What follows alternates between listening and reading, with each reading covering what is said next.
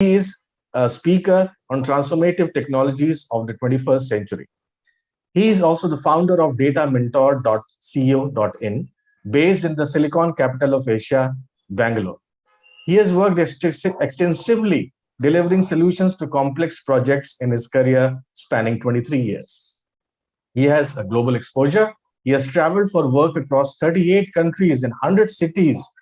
He has succeeded in pioneering leadership roles with the Fortune 100 companies and has been responsible for P&L, people, processes, and pioneering technologies. At the moment, he is also an independent management consultant focusing on corporate strategy integrated with ESG and digital transformation. He is teaching digital transformation and ESG courses to the MBA batches at the Indo-German Training Center, Mumbai. He is also a mentor for startup founders and social business owners. He is a graduate of the MIT Sloan School Executive Program. He has worked with 6 Fortune 500 global brands, including Bosch, SCL, Sony, Blopeng, ZF, Wabco, and Black & Decker. Thank you so much and welcome to the forum, Magesh. Let me start the discussion with the first question addressed to you, which is, can you take us to the genesis of this crisis? How did this chip shortage happen? Magesh, over to you. Thank you, Anand, and thank you for this opportunity to express my views. So the semiconductor industry has, evolved over the course of, in fact, all of the electronics development that we saw in the 1950s and 60s began because of the semiconductor business starting off. And while the innovations were started from the United States of America, soon we saw Japan catch up and Europe catch up. And between the US, Europe, and Japan, and today Taiwan, there is huge amount of IP, there's huge amount of manufacturing capacity, and the entire global supply chain of semiconductors have been evolved. Of course, today India is a very big design powerhouse and produces a lot of designs for the semiconductor industry. But unfortunately, all of these designs are owned by foreign investors who have established companies in India, and we are only offering design services. But let's first demystify and understand what is exactly a semiconductor manufacturing process so that we can come to elaborately identify what are the root causes of this famine, right? So a chip, right? If you look at this prop that I brought, this you can imagine is a silicon wafer. And this is a brand story of from the sand, that's silicon, all the way to the brand. The iPhone, for example, is the brand. Now, when you make a silicon wafer, what you're essentially doing is you're creating out of sand a physical substance. And this physical substance, such as a wafer, in the form of a wafer, uses a process called as photolithography. And it is exactly the way we print newspaper or print any kind of printing material. We have to print on the silicon wafer, very high precision using nanotechnology, what is known as process nodes. Now, in the very advanced chips, we use what is called as extreme ultraviolet wavelength of light in order to print process nodes which are less than 7 nanometers. And anything above more than 7 nanometers or 10 nanometers and above uses what is called as deep ultraviolet. And as you can see now, we are dealing with nanotechnology, which is extremely precise and therefore highly complex. Now, in terms of extreme ultraviolet lithography, these machines are manufactured by only one company in the world, which has a dominant position. And this company is based in the Netherlands. It's called as ASML. ASML last year, because of the pandemic, was able to produce only 31 of the lithography machines. And these lithography machines then are supplied to the world fabricators who are based in Taiwan and other parts of the world, Japan and so on. So, for example, if the Taiwanese fabricator wants to buy today from ASML, it's not an off-the-shelf order. It typically takes at least 1 to 1.5 years for these machines, capacity of producing these machines to be matching the demand of the global chip fabricating manufacturing plants in the world. So the lithography machine called TwinScan, which is manufactured by ASML, which is today almost a $13 billion company, requires almost 4,000 suppliers in order to make one machine. And of these 4,000 suppliers, 300 are based in Netherlands, 100 are based in Germany and Europe, and very important players like Carl Zeiss, who actually produce the optical lens required for this. And the remaining are all in the North of America. Now, we were hit by two things in the world. One, the pandemic, and second, extreme weather events. Extreme weather events caused some of the suppliers in the US to shut shop, and the fabrication process was delayed. And because of the pandemic, Intel, Huawei, and every other large player, they ran their order book down on the Taiwanese fabricators, which again led the Taiwanese fabricators to reduce the forecast that they gave to ASML. So this is where the problem started. And if anybody has read Mr. Goldratt's book called The Goal, which was published in the 1980s, he speaks about the theory of constraints in a manufacturing process. So if the entire capacity has to be impacted positively, then we need to identify the critical path. In the semiconductor manufacturing process today, the advanced chips, which required extreme UV lithography, are all dependent on the TwinScan machines coming from ASML. And these advanced lithography machines are not available from any other player in the world, unfortunately. And this becomes a critical path. Now, in order to expand the capacity, it's not enough for just expanding the fabrication plants all over the world, unless and until you have the ability to produce silicon wafers and create process nodes of high precision. And we are talking about very high precision, and that's why extreme ultraviolet. At this level of nanotechnology, we are dealing with the size of what viruses exist at. That is the level of precision required. So it's not easy to make these. And it's not everybody's job as well. So it's not only a matter of investment of time, it's an investment of know-how over 2-3 decades of making many mistakes and then perfecting this process. Now, Japan, Nikon, Canon had a big amount of advantage. But unfortunately, when it comes to extreme UV, they are also have a capacity constraint. They do not have the expertise in that level of technology. Therefore, Japan is good at the deep ultraviolet and everything beyond, whereas ASML is very good at EUVs. And this entire EUV technology was developed as a consortium in the US in the 1990s. And then, with ASML coming to be formed in the Netherlands with the help of Philips receiving funding, they have a predominant position with a $300 billion valuation on the stock market today. So that's the crux of the matter. And we can discuss further, having understood this basic manufacturing process and supply chain. Thank you, Yogesh. Yogesh, your take? Well, Mangesh, has taken us through the complete journey of, and very less, probably very less contribution from my side in that complete, explanation. However, I'll tell you in a very short note, probably a couple of sentences from my side, what has happened right now as a problem statement from automotive industry perspective. Whenever we used to place an order, it used to take about 8 weeks to 12 weeks kind of time frame to get the delivery for the semiconductor finished good component for a chip, for that matter. Right now it is 18 to 20 weeks. Now, when I talk about 18 to 20 weeks, it gives me a very shocking treatment to either maintain the inventory out of my pocket in my warehouses to make sure I cater the demand which is from the market.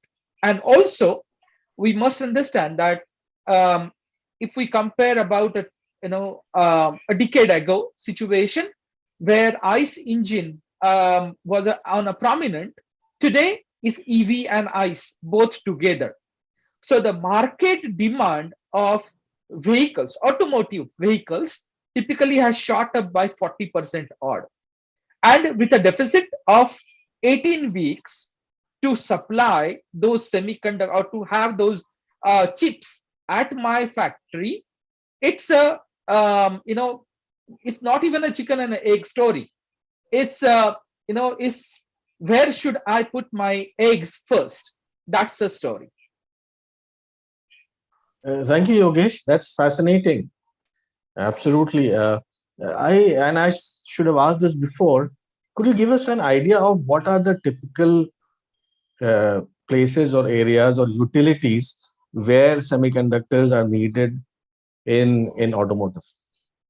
Well, right from your engine component to your seating component, your battery components, lighting components, wiring components, connectors, almost everything is chip based right now. Rather, Wow. if we talk about automotive market, it's about 30% of metal and 80% of electronic goods. And with heavy usage of automation, sensory mechanisms, the use of chips in car making and its ecosystem, car as ecosystem, has gone up by 62% up in last one decade. So everything is electronic based, everything is chip based. Your dashboards, your pilots, the screens, your co-pilot sensory mechanisms, your sensory mechanism for safety bags, and almost every, even seat belts, those have either some or other trigger sensory mechanisms based in it, and it has a chip in it for intelligent processing. Wow. Okay, that's really something for us, in the tertiary sector to understand. I have had a fair idea of this, but the extent and the magnitude of the use that chips have come to be deployed is enormous. If you could, gentlemen, could give us an idea, our readers, an idea of what are the differences between the chips used for automotive and the chips used for other sectors, especially consumer electronics, which I think lies at the core of this issue. Yogesh?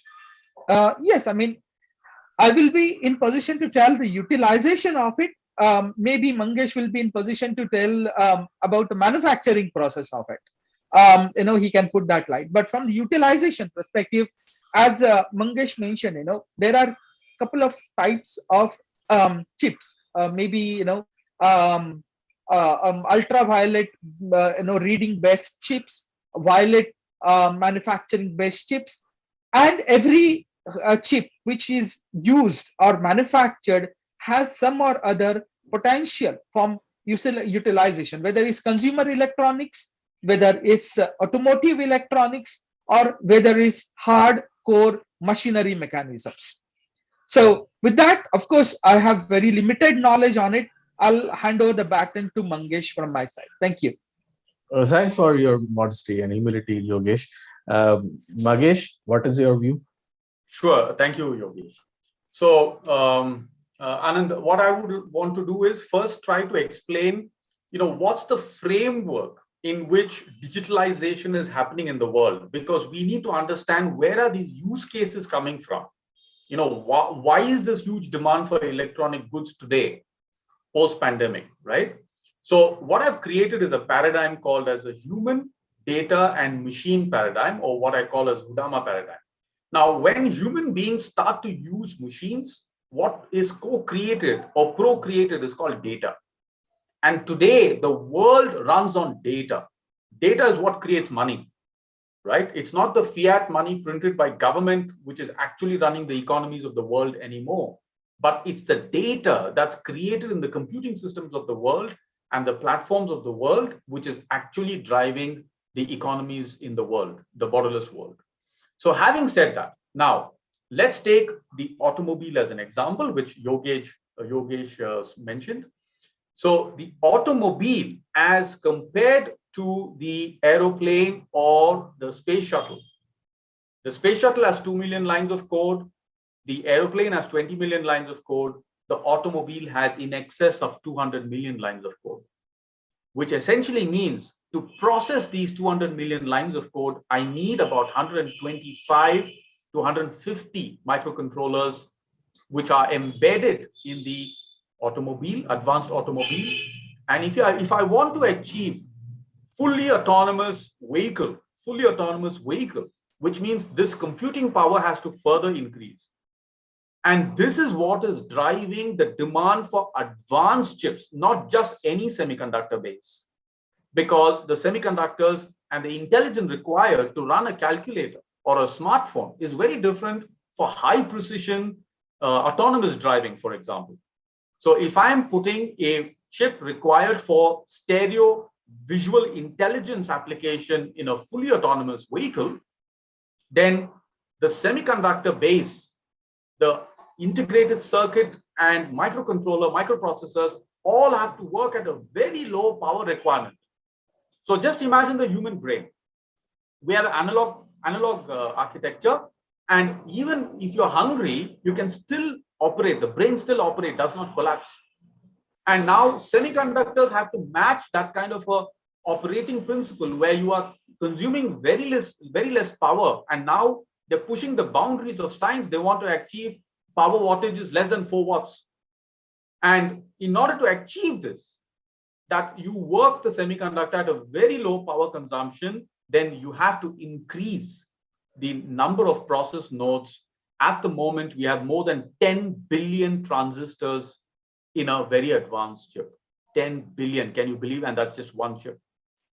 So this is only going to increase with the onset of quantum computing. And Gordon Moore's law from 1965 until the turn of the millennium was valid up to 50 years. Every 2 years, the number of transistors kept on increasing and the cost of the chips kept on falling down. But now you see that since you've entered a new paradigm and you're going, sub 7 nanometer and beyond, you will see that the cost will slowly begin to increase with advanced functionalities. And today you want everything to be connected with very low power requirement. You have very low power Bluetooth.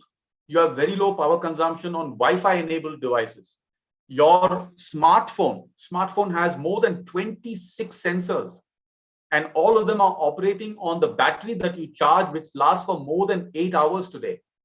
So now can you imagine the brain computing power required in a small chip and the multiple chips that's embedded in a system on chip, SoC, and then make all of this work is not extremely simple. It's highly complex and orchestrated through a very, very diverse global supply chain.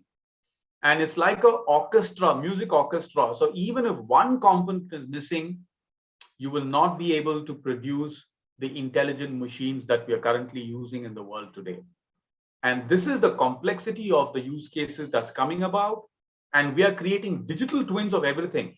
We are creating digital twins ourselves, digital twins of our cars by connected cars, digital twins of aircraft flying in the air, digital twins of our Netflix account, whatever, right? So everything is computing power. Every digital use case has got a physical construct. And the physical construct eventually ends up in the neuron of the world. And the neuron of the world today is the semiconductor base.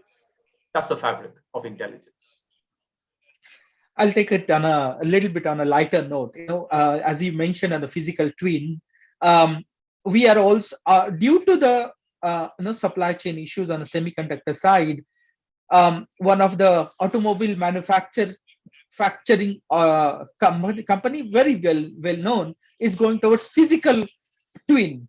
And instead of putting a digital rear view mirror, they are putting a manual rear view mirror, and the digital rear view mirror will be supplied to the purchaser or the buyer in next 18 months, and they are offering some discounts on it. So they're going, I mean, the positioning of the product and how to deal with the challenge is a learning process, and the challenge what industries are going through. You're on mute, Anand. Absolutely. That's really interesting. And moving to the second part of our discussion, where we could, for informing our readers about the global value chain of chip manufacturing, to give us an idea of where the major locations are in terms of consumption, manufacturing, and raw material, about which very little awareness is present outside, the end consumer industry. Let me share my screen with you in giving an idea of the global semiconductor value chain. This is from semiconductorassociation.org, and just to inform our readers as to what are the major steps involved. So as our readers can see, that the step 1 of research and development happens in North America, and then we go to the raw material and silicon ingots that are cut into wafers. That happens in Asia. Then the third step again goes back to North America.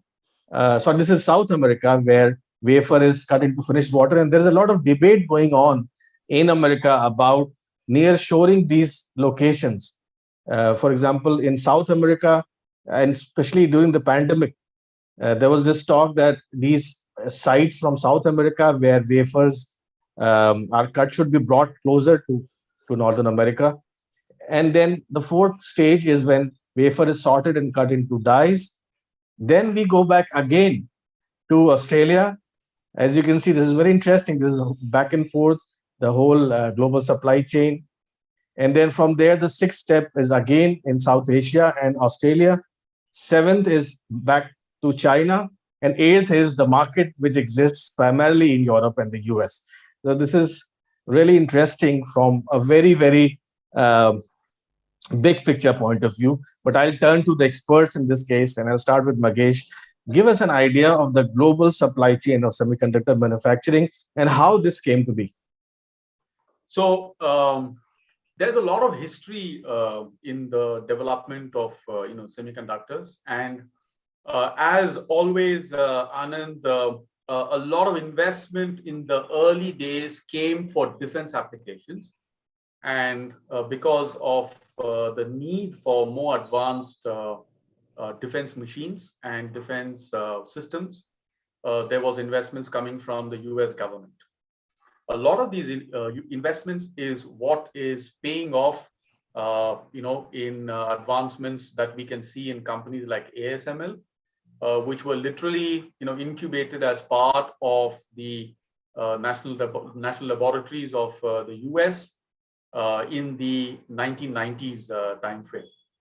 Now, companies like Fairchild Semiconductors, which is, the inspiration for Intel, and Japan, getting inspired by the US, started a whole lot of investments into semiconductor business, and has a huge lead when it comes to, very advanced microprocessors and microcontrollers, and also the lithography machines, which I just mentioned in the first part of my discussion.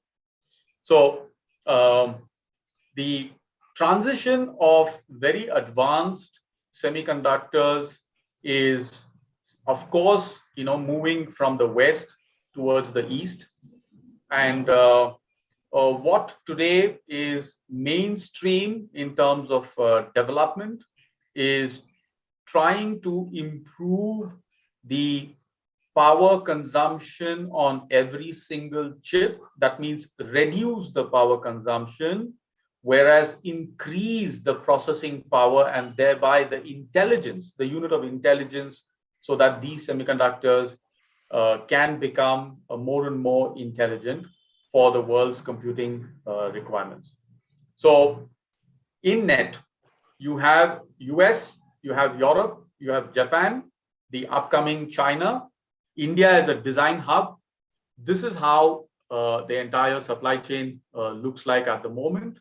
And Taiwan is a very strategic location. And this is one of the reasons for geopolitical tension between the US and China, because without Taiwan, the entire global supply chain today will be at risk. The US realizes this is a huge risk. And therefore, it is pertinent to mention that geopolitics play a very big role. And as far as Europe is concerned, Europe has invested quite a bit, and companies like ASML, because of the support of Philips, have been able to come up to global standards and become the world supplier for lithography machines. And companies like Carl Zeiss, which actually make the high precision optical sub-assemblies required for lithographers, are improving their technology as we speak of. But you will see, as the semiconductor evolution progresses, that apart from silicon wafers, there are new technologies coming about, such as carbon nanotubes and graphene, which will become the substrate elements moving away from silicon.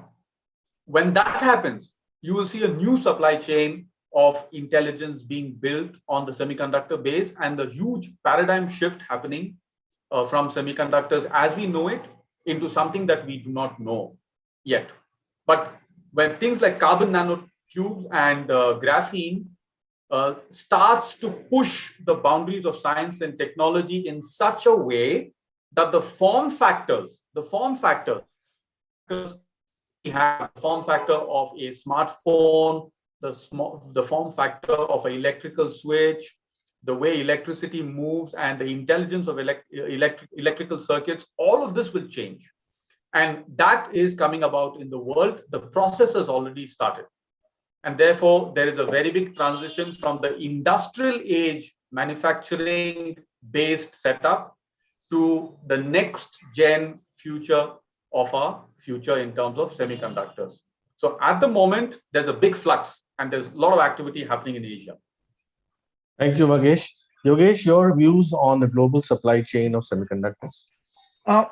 Well, it's as my background also suggests, that's what I try to put and say, it's going to be the impact analysis as automobile manufacturers are going to face the challenge for procuring finished good, that is chips, and then deploy in their vehicles for the delivery. Of course, small mechanisms like what I just said, creating a manual twin for the delivery, from the delivery perspective, just to have a, for example, one of the Japanese OEM, they are delivering the vehicle without GPS, digital GPS. You can plug in the external one, but these are the ecosystem issues that we all going to face, at least for next at least till Q4, calendar Q4 of 2022. So from today, if we talk about, I'm talking about 6 quarters, that's going to be the issue pertinence area. So to do that, from a manufacturing perspective, I need to make sure that my SCM and my ecosystem SCM is on track, not just from the planning perspective, but also from budgeting perspective, because these are all CapEx savvy decisions. Now, CapEx savvy decisions, they attract funding. In turn, there is always a a lag of when will I get my returns. That's where the board decisions are going to play a very important and critical role while calculating the EBITDAs of the mechanisms and P&L of the mechanisms and etc. So the borrower mechanisms from financial institutions is going to go in an upswing. That's where the organization, Magesh also mentioned the geopolitical issues. That's where government also comes into the picture, and we see some of the ecosystem predominancy at India by RBI, by government decisions to give or lend a certain amount to the organization for the manufacturing to have their holding capacity strengthening from X to Y in the current situations. This is just one leaf out of the ecosystem or the supply chain. Then giving that clear message towards our consumers that, boss, we understand your problem, but not just while understanding perspective, but also we are ready to cater you. The catering will be in -1, in -2. So have that time frame, that thought process in a mind. As a consumer also, I must understand that, I want a phone right now, I want an iPhone, I must go for N-1. That will be easily available. If I go for N-2, I'll get it in a discount. But that's a consumer mindset. For ecosystem, the supply chain mindset perspective, when I talk about the transistor mechanisms, those are going to play a very critical role in getting it addressed. More or less Q4 22. Thank you. Yes, that's a very optimistic message. And as a matter of fact, you're right that Indian consumers have to be more tuned into this problem, this challenge. And the government on its part actually is in talks with manufacturers like TSMC and AMD and Intel for promoting semiconductor manufacturing in India.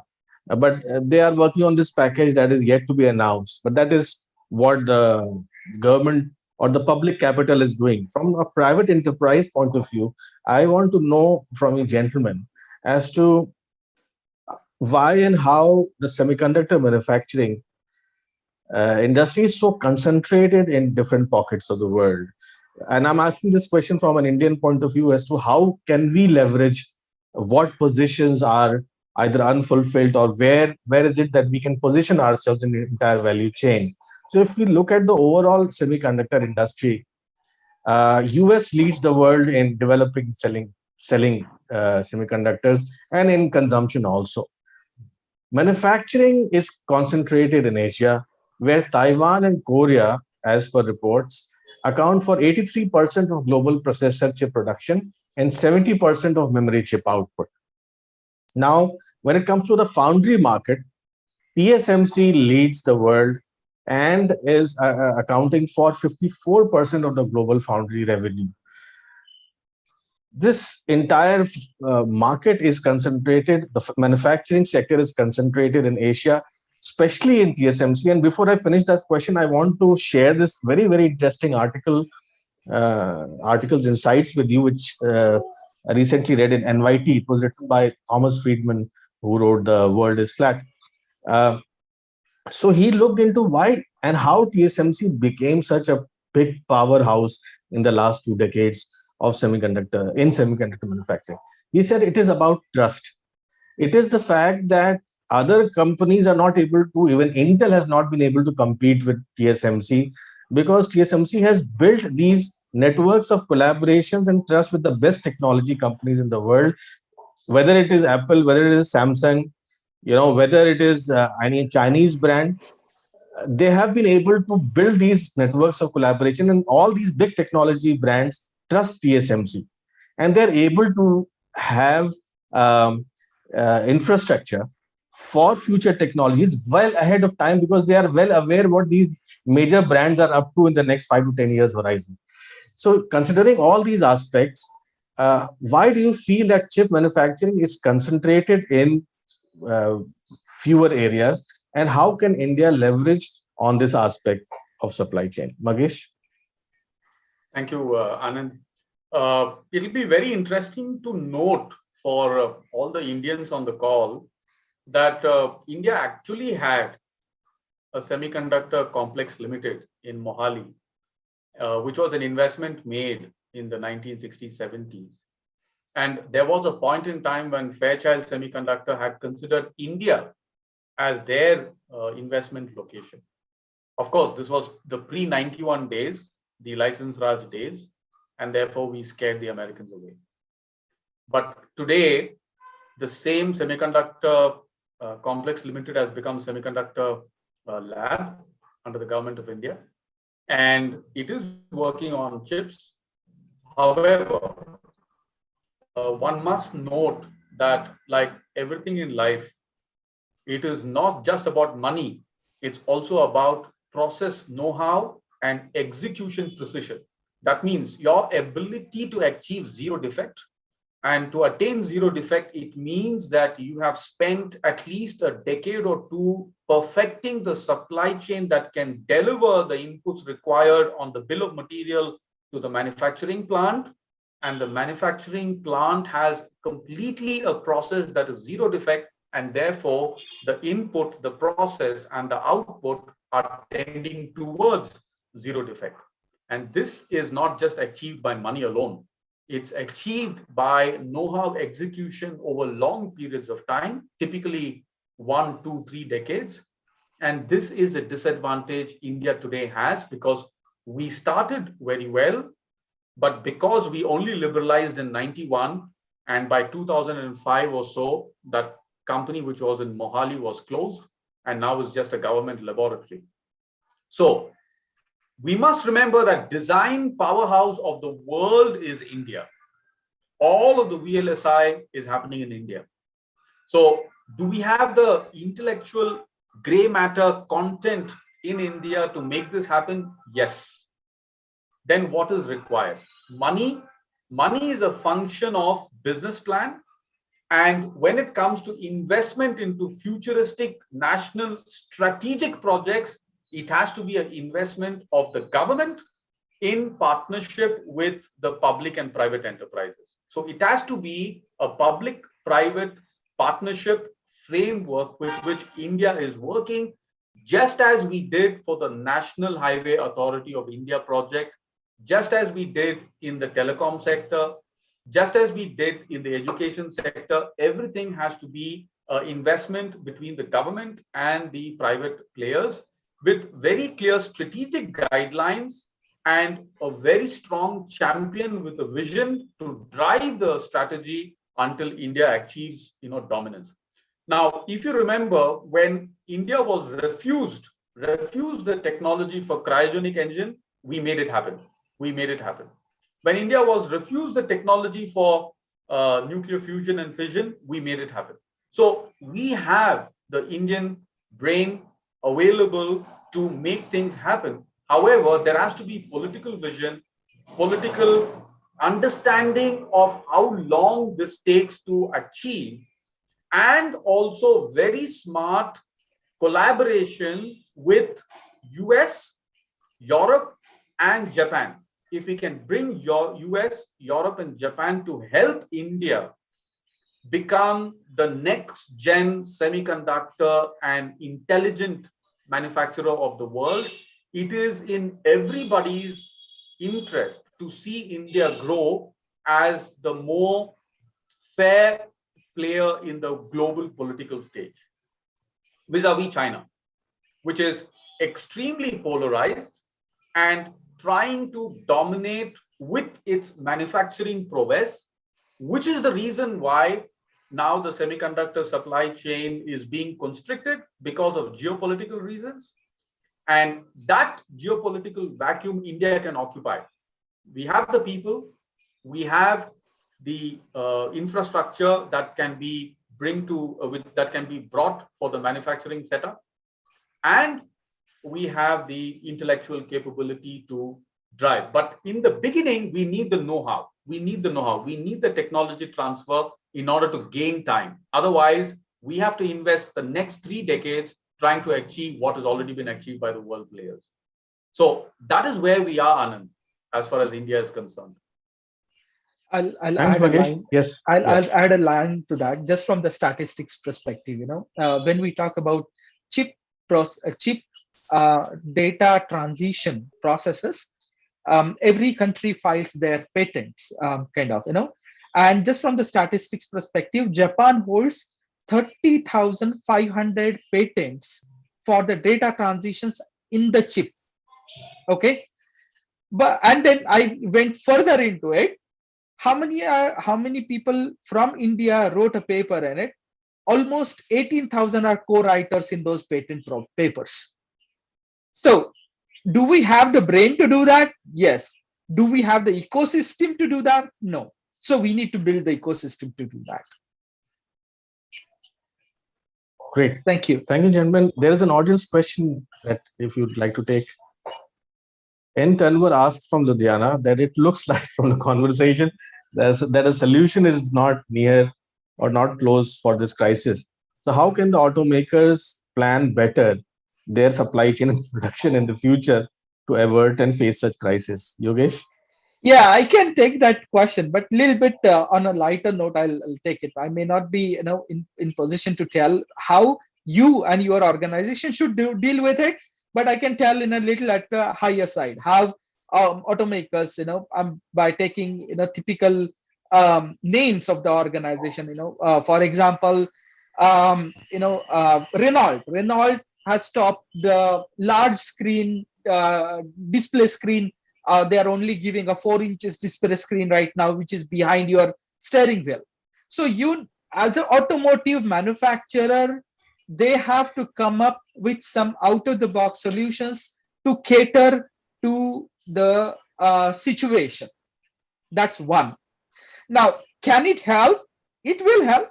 Will it affect brand value? It is going to affect the brand value, but you're going to get money today. So ROI today versus brand value 5 years from now. Is there a process to build your image in the market? Yes, you can build that image. So it's a seesaw that every car manufacturer will have to play that in a role of thought process, and that's where the leadership roles, strategies are going to play a very wider role. Thank you, Yogesh. Magesh? So I'd like to offer 2-3 perspectives. The first is that now is the time post-pandemic, because the digitalization of the world is come about and is mainstream in everybody's life, both consumer, professional, public, and private, including the government. It's important to understand that digitalization can only succeed if the semiconductor, which is the fabric of intelligence and all digitalization, is available and is available for an affordable price point. And the way to make that happen, perhaps, is to do what was done in the TV industry. When the LCD became extremely unviable, instead of every player setting up a LCD manufacturing plant and trying to lower the cost, we saw consolidation of LCD manufacturing. So, for example, Samsung and Sony came together.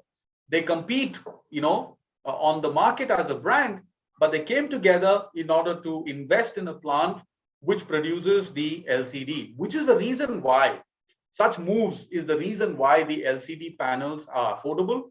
And today in India, you can buy a smart television, a large 45, 46 in less than 40,000 rupees. So similarly, in order to reduce the price and increase the availability, the first point is to standardize, and through standardization, commoditize. When commoditization of the basic chips happen, then you will be able to have off-the-shelf solutions for any car you manufacture, any subassembly, embedded subassembly that you manufacture for the car, and that supplier of that particular embedded subassembly has got multiple options in order to swap the semiconductors, microcontrollers, microprocessors in whatever he has to deliver to his his or her OEM, right? So today, everybody is doing their own sub-assemblies, their own customization, and their own individual, supply chain, which is extremely expensive, and we end up in a situation where nobody wins. And this is the situation we are in the pandemic. And now we saw in the pandemic one quick example of vaccine being manufactured by everybody in the world because the know-how was shared. It was a collaborative approach. Everybody was on a war footing, and therefore, in India today, you have more than 100 crore people vaccinated. So we have to go to a standardization, commoditization, industry ecosystems, and then supplier ecosystems, led by OEMs and led by government. Government has to incentivize industry ecosystems and incentivize standardization and commoditization.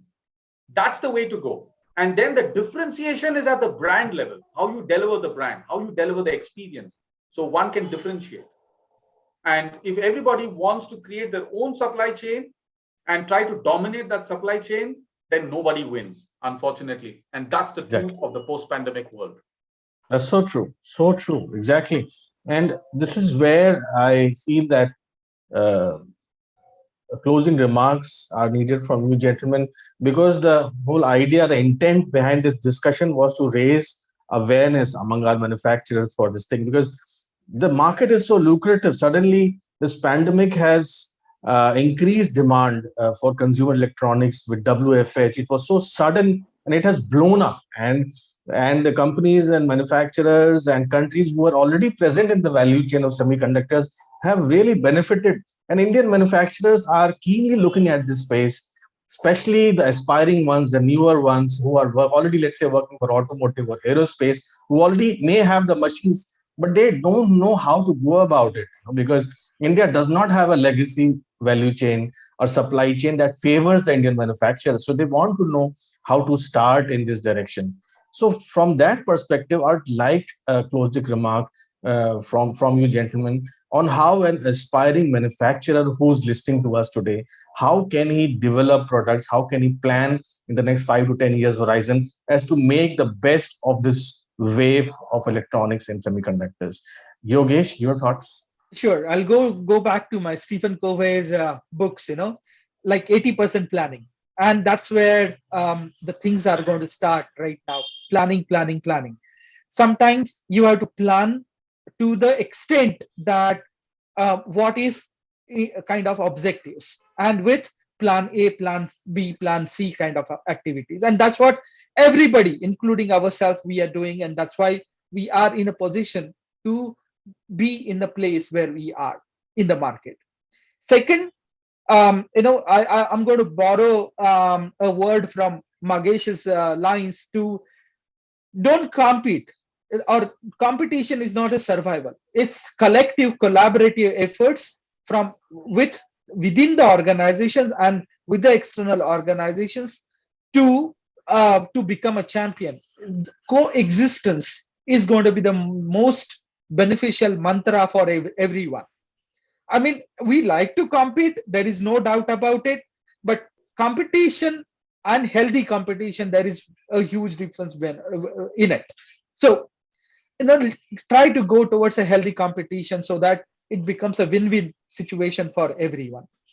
And the last but not the least is take care of your people. I think I repeated that message in my earlier on 12th December conversation also. Taking care of the people helps. A government takes care of the people by rolling out 100 crore vaccines. It's our responsibility also to stand by our own people in the organization during these challenging times. Brilliant, brilliant. Thank you so much. Magesh? So my take is a bit different, Anand. I think India now needs to leverage its very strong position in defense and demand in defense, and its strategic relationship with the European Union, the US government, and the Japan government. And all of these three governments are, friends of India, and they need India for strategic reasons. And there are many countries who are dependent on, the defense demand of India. So we should now use our political power and strategic position in the world to leverage knowledge transfer, IP transfer as a barter deal. So if you want access to market in India, you have to provide know-how. This is what China did. This is what China did. Nobody has access to China in the years they were growing without knowledge transfer, know-how transfer. That's how China became the world's factory. Today, we are #2 manufacturing destination for smartphones in the world. We are also the #2 market for smartphones in the world. So we have inherent strength on the consumer side. We have inherent strength in the manufacturing competency and capability of India, but we need to beat time by having the IP transfer and knowledge transfer from Japan, Europe, and from US. And this is possible. This is possible. Once we have the know-how, then we have the Indian manufacturing talent and the entrepreneurial talent available to produce things in a frugally engineered way, so that we can achieve what needs to be achieved for India and for the world. Thank you. Wow. This is just what the doctor ordered. This is just what the readers wanted to hear from you, gentlemen. Thank you so much. This reminded me, Yogesh, you mentioned Stephen Covey's name, and this reminded me of an opportunity that I had years and years ago of speaking with him about his book that he was going to come to launch in India, The Seventh Habit. But he unfortunately could not come because of health reasons. This is 2009, and the interview is still there on Business Standard. So one thing that kind of harkens back to this discussion, something that he said. So I'd asked him that, what should I do if I want to become the CEO of my company, or let's say the Prime Minister of this country? So he said that start with becoming a change catalyst.